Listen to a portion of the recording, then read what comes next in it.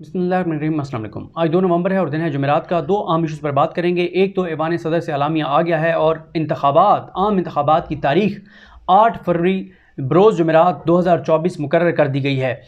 इस पे बात करेंगे और दूसरा बात करेंगे कि मिलिट्री कोर्ट से जुड़ा हुआ एक मामला कैसे नंबर्स का हेर फेर हुआ और किस तरह से जो है वो एतजाज़ अहसन साहब को एक बड़े आप समझ लें कि एजाज़ से महरूम किया जा रहा है। इस पर भी बात करेंगे जिसको मेरा ख्याल है कि एजाज़ुल एहसन साहब और दीगर जजेस को ज़रूर देखना चाहिए। लेकिन पहला मामला, क्योंकि ज़ाहिर है ये अभी करंट ऐसा इशू है, उस पर बात कर लेते हैं और वो है आम इंतखाबात का मामला। इलेक्शन कमीशन ऑफ पाकिस्तान ने 11 फरवरी की तारीख कही थी। उसके बाद इलेक्शन कमीशन को कहा गया था कि सदर का इख्तियार है इलेक्शन की तारीख देना, आप सदर से मुशावरत करें। फिर वही सिकंदर सुल्तान राजा साहब जो कहते थे कि मैं जिस तरह से वो कोई फ़िल्म भी आई थी ना कि लाहौर नहीं जाऊँगी, इसी तरह से ये जो इन्होंने फ़िल्म चलाई थी सिकंदर सुल्तान राजा साहब ने कि ऐवान सदर नहीं जाऊँगा, जो मर्ज़ी हो जाए, ख़ुदकुशी कर लूँगा, ऐवान सदर नहीं जाऊँगा। फिर इन्होंने अपना थूका चाटा और इन्होंने बहरहाल अब ये गए हैं, चल के गए हैं। और जब ये जा रहे थे तो जो गाल हैं वो शर्म से लाल थे कि किस मुंह से जा रहे हैं ऐवान सदर में, जिस सदर के बारे में तरह तरह की बातें करते थे, जिस सदर के ख़िलाफ़ पूरी मीडिया में कंपेन चलवाई गई, जिस सदर के बारे में तज़हीक अमेज़ कंपेन चली और क्या कुछ नहीं किया गया। इलेक्शन के मामले में सुप्रीम कोर्ट को बेवकूफ़ किया गया, सुप्रीम कोर्ट की तज़हीक की गई, सुप्रीम कोर्ट को अंदर से तकसीम किया गया, जजेस को इस्तेमाल किया गया, क्या कुछ नहीं किया गया सिर्फ इलेक्शन को रुकवाने के लिए। और अब वही सिकंदर सुल्तान राजा जो हैं वो चल के गए हैं ऐवान सदर और अब इत्तफाक हो गया है 8 फरवरी की तारीख का। लेकिन तहरीक इंसाफ ने जो है वो जो सिकंदर सुल्तान राजा हैं उनके कड़े एहतसाब का जो है वो उन्होंने मुतालबा कर दिया है। उनकी कुछ चीज़ें मैं पढ़ देता हूँ, फिर हम मिलिट्री कोर्ट वाले इशू पर जाते हैं। उन्होंने तहरीक इंसाफ की जानिब से जो अलामिया जारी किया गया है, उन्होंने कहा है कि chief election commissioner Sikandar Sultan Raja से उन्होंने कहा है कि सदर मुमलिकत की आइनी मनसब की हुर्मत पर अमल करने और दस्तूर और जमहूरियत के ख़िलाफ़ संगीन जराइम के इर्तिकाब पर सदर और कौम दोनों से जो है वो माफ़ी मांगे सिकंदर सुल्तान राजा। फिर पीटीआई का कहना है कि आइन से मुजरमाना इनराफ की राह पर गामजन चीफ इलेक्शन कमिश्नर को इंतखाबात की तारीख के लिए सदर मुमलिकत से मुशावरत के अदालत उज़्मा के हुक्म को कदर तहसीन की निगाह से देखते हैं। ताहम सिकंदर सुल्तान राजा को सदर मुमलिकत की मुशावरत से इंतखाबात की तारीख के तयन का पाबंद बनाया जाना काफ़ी नहीं। सिकंदर सुल्तान राजा ने एक आइनी ओहदे पर बैठ कर बार बार दस्तूर पर नाफरमानी की तलवार चलाने और दस्तूर के वाज़े हुक्म के बावजूद सरबराह रियासत से तसादुम जैसे जराइम का इर्तिकाब किया। गुज़िश्ता 18 माह के दौरान सिकंदर सुल्तान राजा ने कम अज़ कम 4 मरतबा आइन की पामाली जैसा संगीन जुर्म किया। बतौर chief election commissioner Sikandar Sultan Raja ने मुल्क में साफ शफाफ इंतखाबात के इनेकाद की हर मौके पर मुखालफत की और इलेक्शन कमीशन को दस्तूर शिकनी का कलीदी आला बनाया। सिकंदर सुल्तान राजा ने तहरीक इंसाफ के अरकान कौमी असम्बली के इस्तीफ़ों के बाद 125 से ज़ायद हल्कों में ज़िमनी इंतखाबात से मुजरमाना गुरेज करके इन हल्कों के करोड़ों अवाम को नुमाइंदगी जैसे बुनियादी आइनी और जमहूरी हक से महरूम किया। सिकंदर सुल्तान राजा ने कमीशन के अरकान को साथ मिलाकर पंजाब में 90 रोज़ में आम इंतखाबात के हवाले से दस्तूर को पामाल और पूरी ढिठाई से अदालत उज़्मा के हुक्म को पैरों तले रोंदा। सिकंदर सुल्तान राजा ने KPK में इंतखाबात के मामले पर भी आइन से मुजरमाना इनराफ किया। मीडिया, सिविल सोसाइटी, आइनी और कानूनी माहिरीन और सियासी जमातों समेत मुआशरे के तमाम तबकात की जानिब से तवज्जो दिलाने के बावजूद सिकंदर सुल्तान राजा ने कौमी इंतखाबात के मामले पर भी जानबूझकर दस्तूर से इनराफ किया।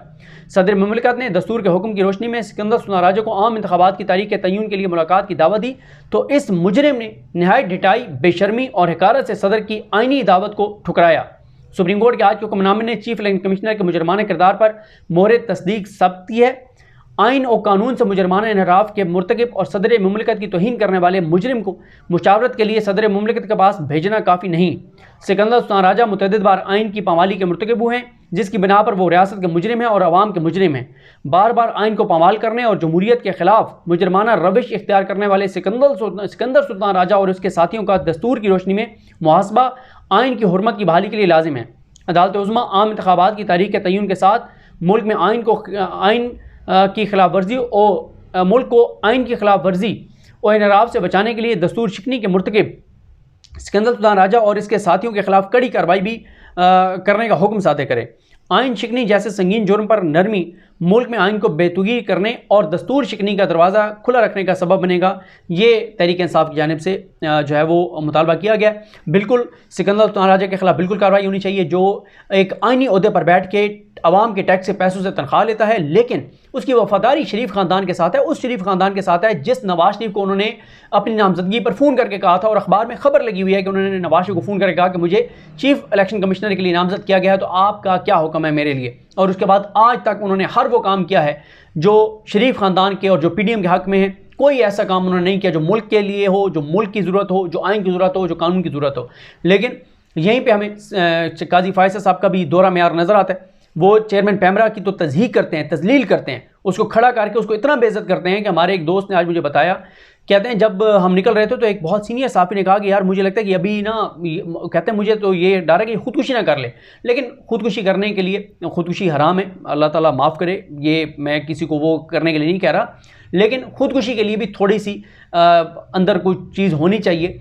यानी किसी को अपनी इंसल्ट महसूस होगी तो वो खुदकुशी का सोचेगा। ये सलीम बेग साहब जैसे जो किरदार हैं, जिनकी कोई खुददारी नहीं है, इज़्ज़त नफ्स नहीं है, उनका जो चंद टके हैं और पता नहीं जो डिक्लेयर्ड हैं, कोई खुफिया जो भी चीज़ें हैं, या पता नहीं उनकी कौन सी ऐसी मजबूरी हैं, कौन से ऐसे उनके मामलात हैं जिस वजह से वो इस तरह से कंप्रोमाइज़्ड और कमज़ोर हैं। तो ऐसे लोग ना खुदकुशी करते हैं, ना इस्तीफ़े देते हैं, ये अपने ओहदों से चिपके रहते हैं जब तक इनको जो है वो ओहदों से हटा न दिया जाए।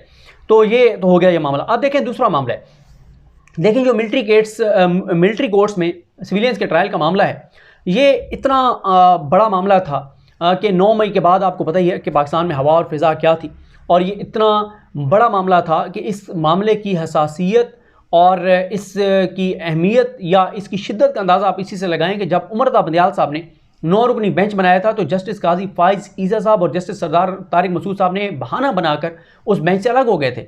यानी आप अंदाज़ा लगाएं कि काजी फ़ाइज़ ईसा साहब, जिनको बहुत दबंग कहा जाता है, वो इतने दबंग थे कि वो उस केस में नहीं बैठे कि मैंने इस केस में बैठना ही नहीं है। बहाना जो भी आप बनाएं, लेकिन मुख्तसर यह है कि काजी फ़ाइज़ ईसा साहब और जस्टिस सरदार तारिक मसूद साहब, जो बंदियाल साहब के बाद 2 सीनियर 3 जजेस थे और एक नामज़द चीफ जस्टिस पाकिस्तान थे काजी फ़ाइज़ साहब, वो दोनों उसमें बैठे नहीं। यानी इतना ये हसास मामला था और इतना दबाव था कि जजेस का बैठते हुए, मैं वो तो नहीं कहूँगा कि कांपे टांग रही थी, लेकिन जजेस भी बहरहाल नहीं बैठना चाह रहे थे। इतना एक सख्त एक मामला था और खौफ था। और इसी तरह से फिर मंसूर अली शाह साहब पर भी एतराज़ हो गया। नून लीग के कुछ लोग कहते हैं कि हमें तो कहा गया था कि एतराज़ करें, तो हमने इसलिए एतराज़ कर दिया। यानी इतना अहम मामला था कि नामज़द चीफ जस्टिस पाकिस्तान और फ्यूचर के चीफ जस्टिस पाकिस्तान, ये मंसूर अली शाह साहब ने भी बनना है ना आगे चीफ जस्टिस पाकिस्तान, और सरदार तारिक मसूद साहब जो वैसे अपने आप को बड़ा दबंग समझते हैं या कहते हैं या तासुर देते हैं, वो तीनों अलग हो गए इस केस से। लेकिन ये केस कौन लाया था सबसे पहले सुप्रीम कोर्ट में? ये केस लाए थे एतजाज़ अहसन साहब। एतजाज़ अहसन साहब के हवाले से मुझे वो मिलता नहीं है, मैं बल्कि अली उस्मान साहब को कहूँगा जो अरशद शरीफ साहब के टीम का हिस्सा रहे हैं और अभी भी वो रोज़ाना ट्वीट करते हैं, और बहुत सबसे ज़्यादा सफ़र जिन लोगों ने किया अरशद साहब की फ़ैमिली के बाद, वो अदील राजा साहब और अली उस्मान साहब ही हैं। तो अरशद शरीफ साहब ने एक बार एतजाज़ अहसन साहब के हवाले से ना एक पूरी वीडियो चलाई थी, और वो इतनी इमोशनल वीडियो थी और वो इतनी ज़बरदस्त वीडियो थी कि एतजाज़ अहसन साहब ने किस तरह से जमहूरियत के लिए उन्होंने इक़दामात किए, अदलिया की बहाली के लिए। और फिर ये भी आप देखें, ये इस पर कभी फिर दोबारा तफसील से बात करेंगे कि एतजाज़ अहसन साहब जिनका मेन किरदार था वकला तहरीक में, जो इफ्तिखार चौधरी को बहाल कराने वाले थे, फिर इफ्तिखार चौधरी की अदालत में पेश नहीं होते थे कि यार मैंने, क्योंकि इनके लिए ये सारी जंग लड़ के मैंने बहाल करवाया है, तो ये ना हो कि फिर वो कर्टिसी में या एक उसमें कि मेरे हक़ में फ़ैसले करें। और मुझे बहरहाल वो अपने आप को कहते थे कि मैं ये नहीं समझता अखलाकी तौर पर कि मुझे पेश होना चाहिए। और वहीं पे कुछ वकील अरबपति बन गए चंद दिनों के अंदर ही, और उन्होंने सही अपना उसका मुआवजा वसूल किया अगर उन्होंने वकला तहरीक में कोई किरदार अदा किया था। लेकिन मेन जो किरदार था वो एतजाज़ अहसन साहब का था। वो एतजाज़ अहसन साहब जो हैं वो अभी ये मिलिट्री कोर्ट्स वाला मामला लेकर आए यहाँ पर सुप्रीम कोर्ट में। ये एतजाज़ अहसन साहब लेकर आए थे 17 जून को। देखें, कुछ केसेस ऐसे होते हैं पाकिस्तान की अदालती तारीख के जो हमेशा उनका हवाला दिया जाता है, और वो कुछ ज़्यादा नहीं है, चंद गिने चुने केसेस होते हैं। जैसे तमीज़ुद्दीन केस है, 200 केस है, बेगम नुसरत भुट्टो केस है, मोहम्मद नवाज शरीफ केस है, इसी तरह से इफ्तिखार मोहम्मद चौधरी केस है, आसमा जिलानी केस है। इस तरह से ये गिने चुने केसेस हैं जिनका हमेशा हवाला दिया जाता है। हाजी सैफुल्लाह केस है।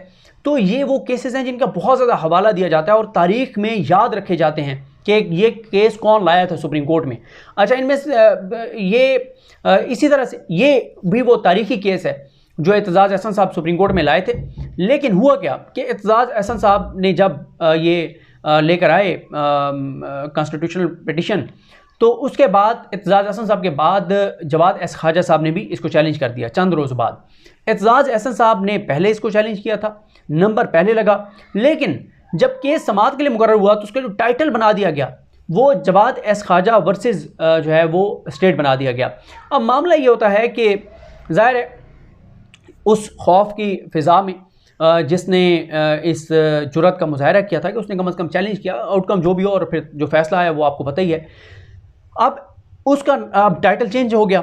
अब एतजाज़ अहसन साहब ने उस दिन बात भी की और कुछ और भी वकला ने बात कही कि जी बात दुरुस्त है। ज़ाहिर है एतजाज़ अहसन साहब को अल्लाह ताला लंबी ज़िंदगी दे, उनका पूरा एक करियर है और अपने करियर के इस स्टेज पर आके और इतना बड़ा केस जीतना और इतना बड़ा केस अदालत में लाना, ये बड़ा एक पहले तो इस केस को लाने के लिए बड़ी जुर्रत चाहिए थी, बड़ी हिम्मत चाहिए थी और वो उन्होंने उसका मुज़ाहरा किया। तो अब मैं समझता हूँ कि इजाज़ुल हसन साहब को दीगर जो जजेज़ हैं 5 रुकनी बेंच है उसको ये बात देखनी चाहिए और इसका टाइटल जो है वो मेरिट के ऊपर चेंज होना चाहिए और ये case Aitzaz Ahsan versus state होना चाहिए और इसी नाम से इसको दर्ज होना चाहिए तारीख़ की किताबों में, अदालती फ़ैसलों की किताबों में, और इसी तरह से इसको याद रखा जाए। ये कम अज़ कम एक एक्नॉलेजमेंट होगी एतजाज़ अहसन साहब के लिए कि उन्होंने कम अज़ कम ये मामला जो है वो सुप्रीम कोर्ट ऑफ पाकिस्तान उस वक्त लाए थे जब कोई भी ये मामला लाने से डर रहा था, घबरा रहा था और कोई लाने वाला नहीं था, लेकिन एतजाज़ अहसन साहब इस मामले को जो है वो सुप्रीम कोर्ट में लाए थे। तो ये एक चीज़ है मेरे ख्याल है देखनी चाहिए जजेस को, ख़ास तौर पर इजाज़ुल हसन साहब जो इस बेंच की सरबराही कर रहे थे। तो ये एक थी, एक केस पे बात होनी चाहिए, बात करनी चाहिए। बाकी ज़ाहिर है उसकी एक इम्पॉर्टेंस है तारीख़ की किताबों में, अदरवाइज़ तो तारीख़ की वो जो अदालती फ़ैसलों की किताब है वहाँ पर तो टाइटल जिसके भी नाम से हो, लेकिन वैसे तारीख़ में हमेशा ये बात याद रखी जाएगी कि एतजाज़ अहसन साहब ये मामला लेकर गए थे और जवाद एस ख्वाजा साहब की क्योंकि दरख्वास्त उसके बाद थी तो मेरे ख्याल उनका नाम उसके बाद आना चाहिए और टाइटल बहरहाल इसका जो फ़ैसले का है वो Aitzaz Ahsan versus the state होना चाहिए। ये कुछ चीज़ें थी जो मैंने आपकी गोश्त गुज़ार की। मुझे अपनी दुआ में याद रखें। अल्लाह करीम हम सब का हामी नासर हो। अल्लाह हाफ़िज़।